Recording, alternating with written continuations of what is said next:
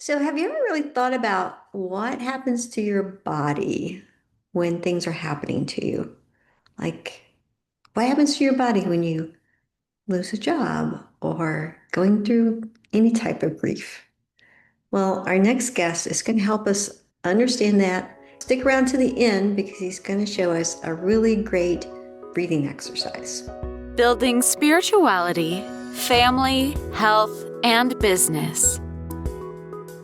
This is The Giant Builders with Lois Wyant.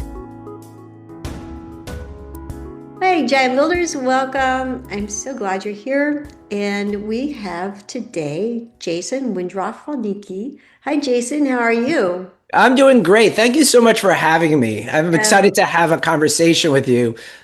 it's a pleasure. I'm excited about talking what you do too. So let's start there. Can you tell our listeners who you are and what you do? Yeah, sure, exactly. My name is Jason Wendroff-Rawnicki. I am a body-centered grief therapist. And a little bit about my story is that I was going to go more into a traditional talk therapy field. And my sister Lauren passed in a car accident in 1998.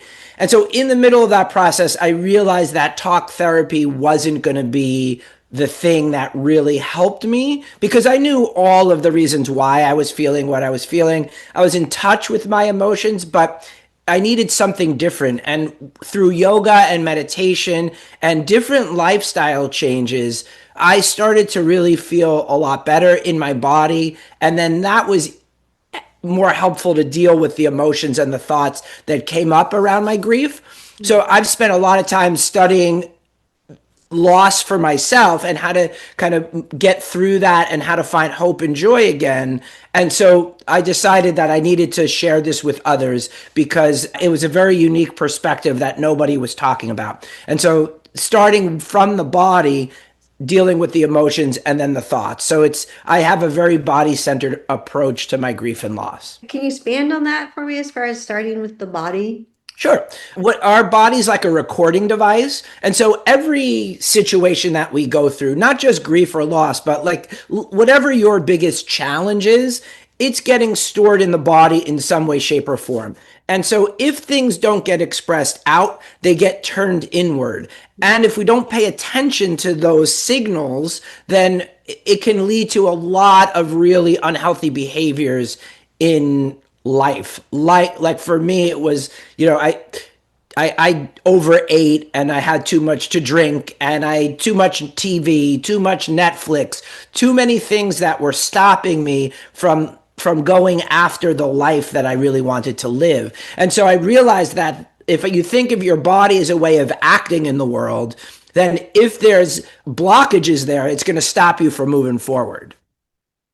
Okay. Yeah, because I mean, when I first thought about that, well, grief is it's more of like what you're thinking, is like, well, I just want to go to bed or I just don't want to deal with life. But I didn't really think about how much that was coming from the body itself. Right. So think about it that way, right? Like I don't want if you have the thought pattern of I don't want to deal with life, right, which is from the mind, it's Yeah. going to create an emotion in your chest and your heart, and that's going to like maybe force you to stay in bed all day, like because there's no reason to get up. But if you start to kind of change that around and think, oh, well, think of one thing that will get me up and moving, and then that shifts your emotions and then changes your reaction. So you really have to look at all three. And most people forget the whole body component to it because they're just like, all right, let's deal with the emotions of it or let's deal with the thought patterning, but it all affects of how you interact with the world. So if you don't take the body into consideration, you're missing a huge part of your own wellness journey. Mm. So, what stage of grief is the best time for people to reach out to you? I think I love the beginning, to be honest with you. Most people are like, and I'll explain why, especially from a body standpoint. Hmm. And I'll explain my story. I didn't deal with my grief in the beginning stages, and it caused a lot of havoc in my life. As soon as something happens, we automatically start developing patterns. My pattern in the beginning was not to deal with my grief. And so the more deep rooted a pattern gets, a habit gets put into your brain, into the grooves of your brain, the more the longer you go with engaging in that habit, the harder it is to change. So that's why I like dealing with people, maybe even within the first year or so, because they don't have those patterns yet. And it's easier to change the brain when before those patterns develop. Oh, okay. Right. Yeah. I deal with people also that have experienced grief for a while, and it totally is possible to change those patterns, but they just take a little bit more time, a little bit more effort, because they're so rooted in to their nervous system that it takes a minute to shift. Hmm. Now you have more to your program than just like talking to you. Can you expand on like what people actually participate in? Sure. So the way I look at it is it's like a whole nervous system reset. So some of the stuff that we do is talking. Like so I do that talk because we need to work on the mind and the heart also, but then I focus on things like their diet, like how are they eating? I'm a yoga instructor by education as well. So it's like, are they eating close to the earth? Are they eating, how do we reduce processed foods? How do, I'm a big fan of food logging and food tracking, especially in the early stages, because if you can't monitor what you're not measuring, and so if you're not if you're not measuring your food, you can't adjust it in any way, shape, or form. And everybody needs a little something different in that realm because some people need more protein, some people need a little bit more carbohydrates, or some people want to do plant-based, some people are meat eaters. So and everybody's digestive system is also different. So there is no one clear-cut way. But when you start looking at your own patterns of food intake, then you can make adjustments that actually serve you and that increase your vitality rather than decrease it. I also work on sleep. Sleep Mm. is very important. You need to get between 7 and 9 hours of sleep. Studies are showing that sleep is more important than even diet and movement because it's our body's mechanism to rest and recover. And so if we're not giving ourselves that opportunity, then we're working at a deficit from the minute we step out of the bed. So sleep is critical in making sure that the body stays at its optimal levels. So I work on all those things, all those types of things with people because I call myself a somatic therapist because soma means body, but it's not just movement. It's diet, it's sleep, it's movement, it's reduce and managing stress. It's all of those things that lead to the body's vitality, not just one thing. Oh, that's a great combination. Yeah. Yeah. So and the Well, grief doesn't have to be just the loss of a person. There's a lot of causes of grief in our life. correct. So I started with death related losses. So my target market is expanding a little bit only because it's needed to be. I started specifically working with siblings and then I grew into like anyone that has suffered a death related loss. Now I'm sort of expanding actually into the corporate space where loss of a job, loss of a business, and changing of identities because loss causes a shift in our fundamental way in which we look at ourselves. And so if we don't start to look at our identities as well, then we're going to keep repeating the old patterns. So it's who we want to become that's important, more important than who we were. Well, that's a big step. I mean, Yes. I know, but it's easy to say, oh, I lost my mother or I lost a family member, so I need help. But I think as a society, we're kind of like, oh, you lost your job, well, buckle up, you know? Right. Yeah, yeah. They do the Yeah, same thing with grief too. Like, oh, it's been 2 years. Why are you still, yeah. Oh, why are that's you a good still point.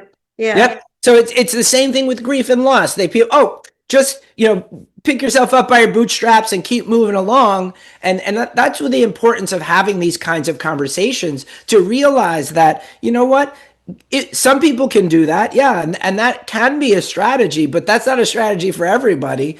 Some people need to take a moment and just like, Okay, like I lost this person. I'm not the same person now that I was before this person passed, especially in many different situations if you're caregiving or even just your family relationship kind of stuff. I hear a lot of siblings say when they lose their maybe only sibling, well, am I still a sibling? Because like even that whole identity gets put into question because technically their other sibling is not around anymore, but does that negate all of the years of the that you had with them? So there's a lot of identity shifts that happen on all levels. Oh, yeah.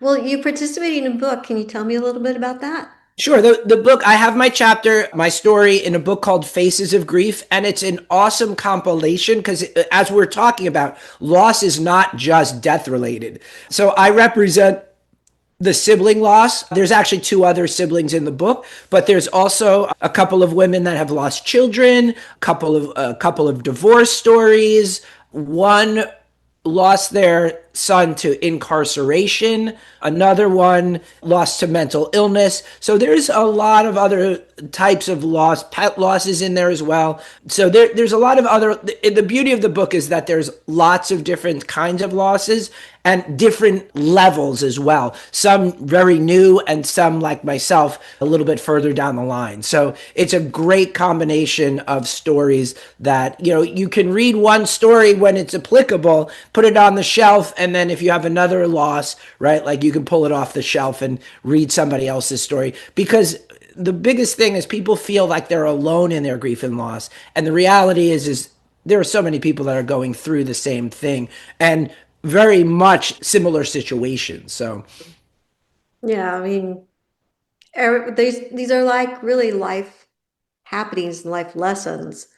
And yep. it's so nice that you have gone through that life lesson and Yep. now you're sharing with others to help them and help us to go through the same processes. Sure. And I find that like people looking for help that don't have like let's say a therapist or a support person that has been through it, Hmm. they miss the nuance of it. Yes, they may have studied it from books and that kind of stuff, but there's lots of little nuance. I'll give you a great example. Like I talked with my siblings and with my clients, especially about like suicidal ideation, right?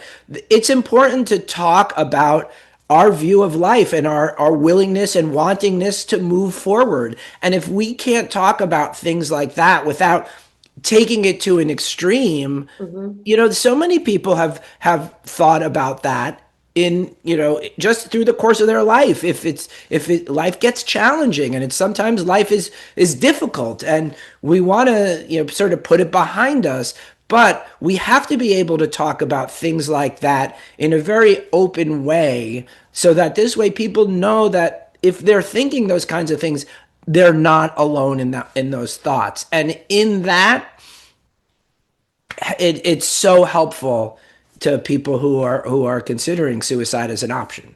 Hmm. Yeah. Well, we'll definitely have your contact information below. So people, please feel free to reach out to Jason and just have a chat, talk, Yeah, just find yeah. out I a good connection for you. I have a lot of free resources on my website itself Okay. because I did a keynote speech for a grief conference in New Orleans a couple of years ago. It's on my website. You can download it. You can get my slides. It's really awesome. My book is on my website. I'm also on social media, Facebook, Instagram. I even TikTok and LinkedIn. I have to get back to doing my videos, but I am on all the social media platforms. I do give like some good information through those platforms. I do free education every month. I do a free workshop. I actually had I'm sure I have one coming up. So if you check my information on my website or hop on my email list, you'll get that information. I do a newsletter every week about what I'm dealing with because when I share my story, people resonate with it so that this way they don't feel alone. So Mhm. yeah, there's all different levels of support I offer. Oh, great. All right. Any closing thoughts? Yes, I do. Do we have a minute? Because Yeah. I would love to leave people with a little technique. Because Okay. whenever I talk, I'm like, well, you have to go home with usable tools, right? And so whether you're dealing with grief or not, I want to teach you how to breathe deeply because that is a great way of helping regulate the nervous system. And I find that most people they breathe very shallowly in their lives, and this can be a really great tool to help just to regulate your nervous system so that you feel more in balance. And I Okay. want you to take a hand to the belly and a hand to the chest. Just close your eyes, except if you're driving a car or using heavy machinery, please leave your eyes open, right? I want you to breathe in and out through the nose, and I want you to feel your belly and feel your chest. And notice that they move as you inhale and exhale. And notice if you like breathe more in from the belly, maybe you breathe more in from the chest. So just be aware of what your breath is right now. And then as you inhale, I want you to try to fill up the belly first. Let your lungs inflate and let your chest rise so your hands will separate. And then as you exhale, release chest first, lungs deflate, belly moves back down into the body. And this is called three-part breathing. Inhale, filling up belly, lungs, and chest. Exhale, releasing chest, lungs, and belly. In and out through the nostrils, lips gently closed, body relaxed as best as possible. Inhale, fill up that belly, lungs, and chest, and see if you can slow down the breath just a little bit.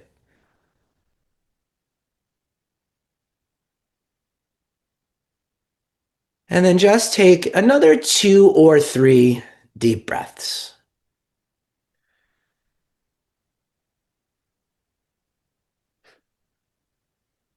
And then on your next exhale, you're going to let your hands just rest in your lap and just take a second to notice if there were any little shifts and changes inside. And then when you feel ready, then just crack your eyes open. And yeah, just notice how your nervous system, just from a few moments, just from maybe 5, 10 deep breaths, can just change everything. Yeah. That was definitely relaxing. Yeah. Well, because what happens is that our inhale represents our sympathetic nervous system, that fight, flight, freeze response. The exhale is the parasympathetic nervous system, which is that rest and digest. And when you balance it out, we need a little bit of both, right? We need to be able to take action and do the things that we need to, but then we also need that rest and digest part of ourselves too. So we have to always find that balance. And when you can start with your breath, then everything else can be easier. Oh, great. Well, thank you so much, Jason. That was wonderful. I really appreciate. Now I can go the rest of the day very relaxed. Awesome. Yeah, and if you feel like that, like I know with any challenge, right, that surge that happens and life gets a little overwhelming, come back to do that 3-part breath just for 3, 4 minutes. It doesn't take very long. Do it while sitting in traffic, right? That gets me, and then that'll help to relax the nervous system, even just a little bit, so that you can respond to things rather than react. Oh, great. All right. Well, John Builders, all his contact information will be below, so please reach out. And thank you, Jason. I really appreciate your time and just sharing with us. Thank you so much. I always love to share my expertise. All right, Giant Builders, see you next week. Thank you for listening. This has been The Giant Builders with Lois Wyant.